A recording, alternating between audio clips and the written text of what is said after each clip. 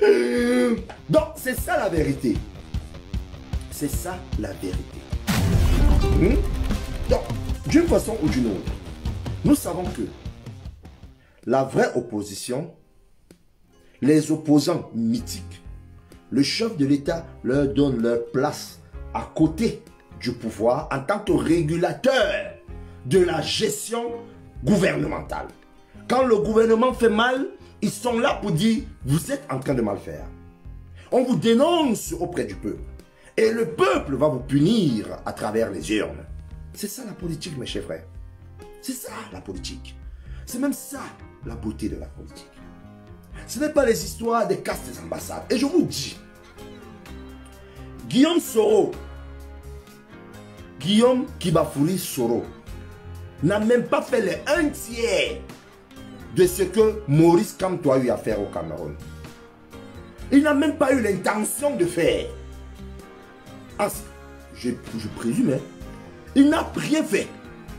Mais on lui a positionné une intention de vouloir faire au point de condamner ce dernier à 20 ans d'emprisonnement ferme. Je vous promets que si Maurice Kamto était en Côte d'Ivoire, le président Ouattara devait l'allumer très mal. Très très mal. Je vous promets que si la basse était en Côte d'Ivoire, ceux qui ont encore la famille au pays, leur famille devait être mise aux arrêts. C'est comme ça que le président Ouattara fonctionne. Bonsoir, Aurélien. Vous venez comparer un homme pacifique, un homme qui pense d'abord que non, la liberté d'expression est la clé de la démocratie. Mais pas forcément l'expression dans la rue, parce qu'il faut prendre en compte les mesures barrières du Covid. Sincèrement, je vais même poser une question aux gars du MRC que je vois souvent dans les médias. Si on vous laisse même mobiliser, vous allez mobiliser combien de personnes? Combien? Combien de personnes? Parce que même quand on fait semblant de ne pas voir, vous n'arrivez pas à mobiliser plus de 50 personnes. Vous n'arrivez pas. Une seconde. Oui, Alain Christian. Oui. J'ai vu.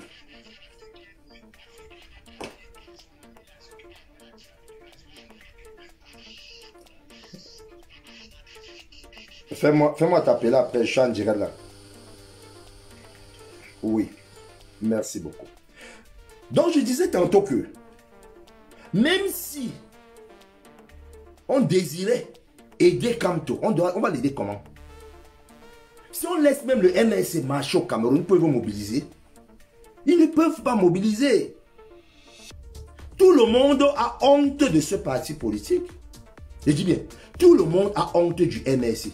Les gens parlent du MRC comme on parle de quoi? Dans la maison, on parle du MRC. Mais quand quelqu'un sort, tu dis, tu es du MRC, tu dis, non, ne me dis plus jamais ça, hein, je ne suis pas du MRC. Oh non, non, pas. Vous m'amenez la malchance. Hein. Le diable ne fait que... Mais parce qu'on a honte de ce parti. C'est un parti qui ne propose rien. Regardez un peu les membres du MRC. Ceux qui sont sur les plateaux de télé, je parle des communicants.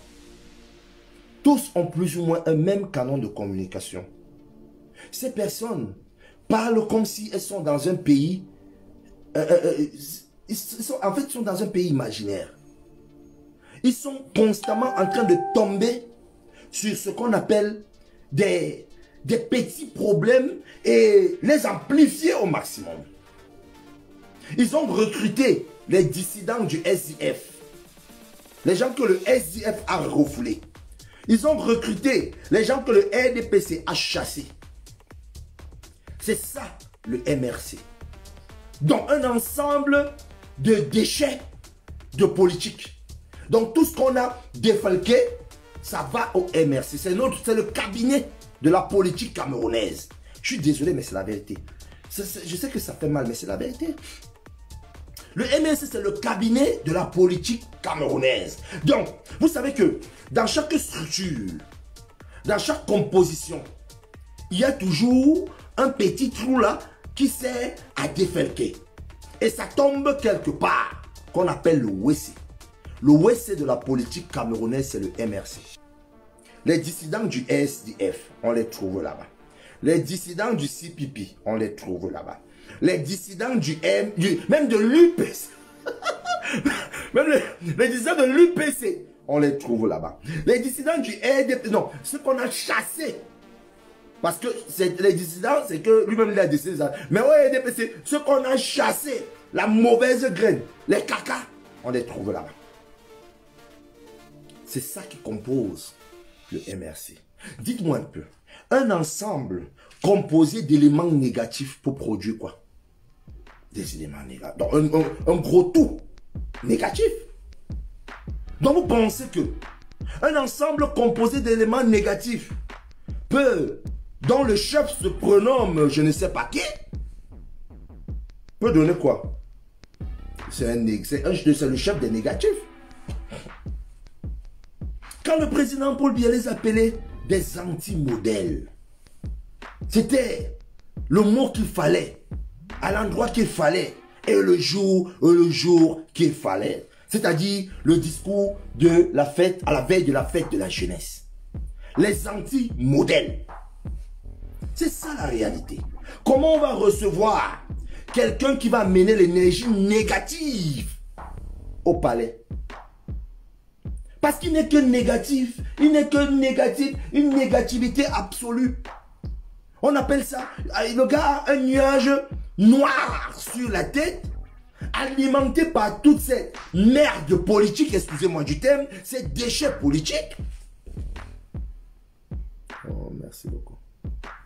Alimenté par tous ces déchets politiques, dont ils n'ont rien à proposer.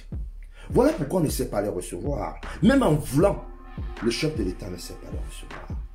Maintenant, si on veut parler de quelqu'un que le chef de l'État veut recevoir, certaines personnes vont dire, oh, tu peux recevoir le leader, celui qui s'est positionné comme étant leader ambazonien, c'est-à-dire Ayoub Tabi. Le chef de l'État ne le reçoit non plus. Parce que l'Ambazonie n'est pas un parti politique. Si Ayoub Tabi s'était présenté avec son groupe comme étant un parti politique, c'est-à-dire un leader politique, quelqu'un qui veut changer quelque chose, et de là peut-être naissait une histoire qui nous amenait dans ce qu'on a vu là, le président de la République pouvait le recevoir en tant que leader politique pour trouver un terrain d'entente par rapport à une situation instable,